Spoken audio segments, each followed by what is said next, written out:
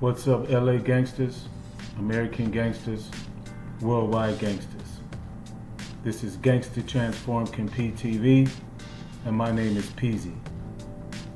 Our mission is to interview or profile ex-gangsters, hustlers, and anyone involved in the street lifestyle and have transformed themselves into positive members of society. We hope to prevent the unaliving or imprisonment of another by showing that if someone can change their lives, you can too. If you like our mission, subscribe to our channel. It's totally free. Like our videos, share our videos, and leave a comment. Today the topic of discussion is feminism and how that movement contributes to gang memberships. Now this subject can move in many directions, but I am going to try and stay on topic. The start of feminism is widely believed to have started in 1848 at the Seneca Falls Convention by white women. The fact that this was started by white women is important and will be a relevant fact later in this video.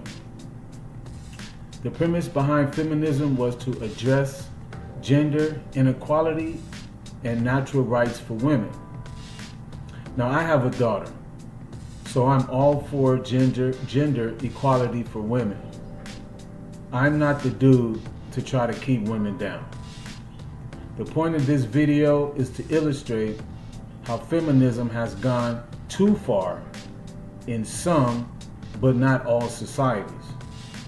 Before feminism went too far, the percentage of successful marriages was much higher than it is today, because now the feminist movement has evolved into generations of so-called strong, independent women. So let's break down this term, strong, independent women.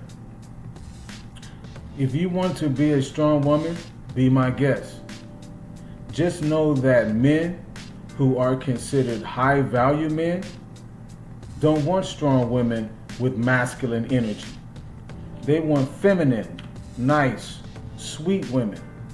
So don't be surprised when you can't pull the type of men you want and you delusionally think you deserve. Next, independent. The word independent means alone, singular, or otherwise by yourself. Now, if you want to be by yourself, be my guest.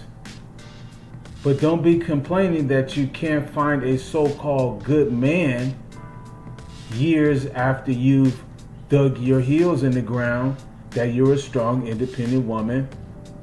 And as the wall approaches and the desire to have children and a family approaches, you can't find a so-called good man. Well, maybe you should look at your attitude and not look at the fact that there are no men out there, because there are good men out there, there are strong men out there, there are high value men out there, but they want a cooperative woman. They want a woman that is a team player, a woman that is going to be on their side, watching their back, easing their comfort when they come home from fighting in the world. Someone that is not argumentative, someone that has their man's best interest at heart, not their own. So yes, independent does mean alone, singular.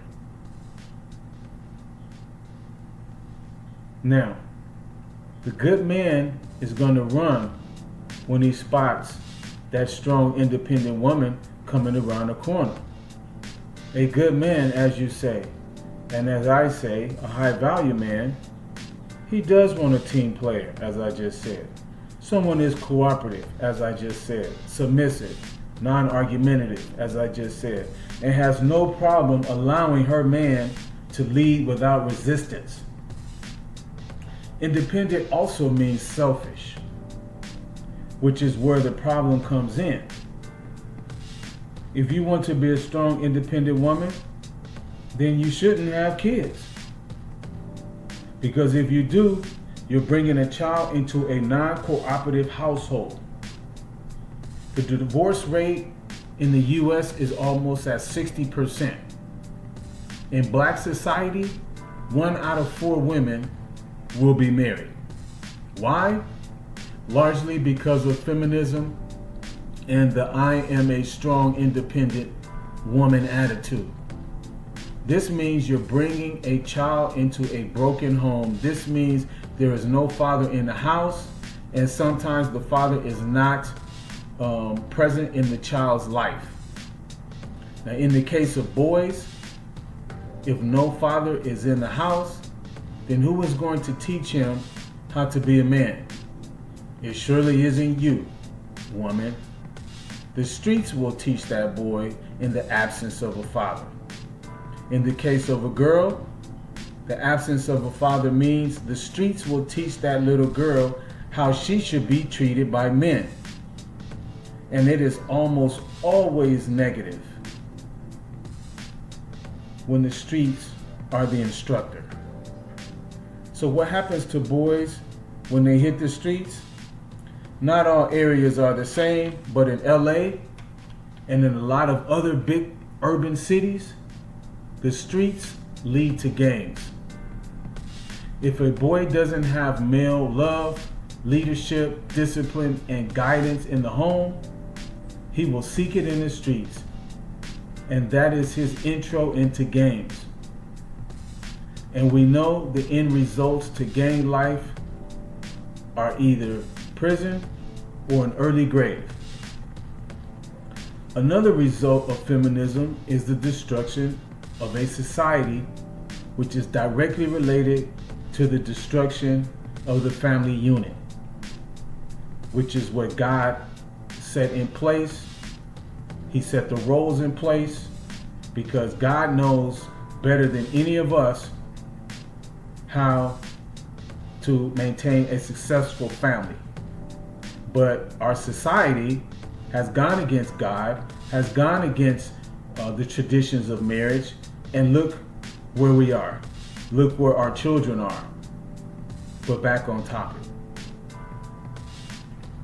I don't want to go down this street. I don't want to go down that lane.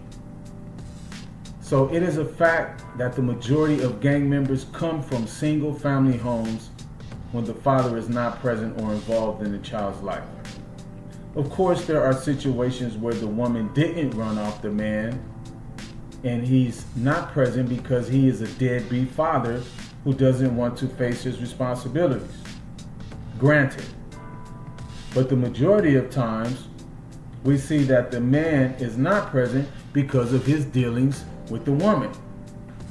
As I mentioned in the beginning of this video, white women started the feminist movement, but black women have taken that movement beyond white women, as 75% of black women will not get married compared to 25% of white women who will not get married. Yet, black women outnumber white women that are complaining of loneliness when they hit their 30s and 40s. Well, you made your bed, now lie in it.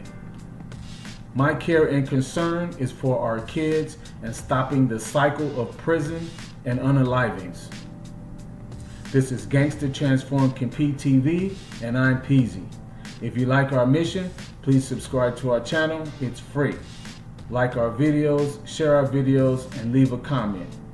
Our goal is to prevent the imprisonment or unaliving of another. God bless.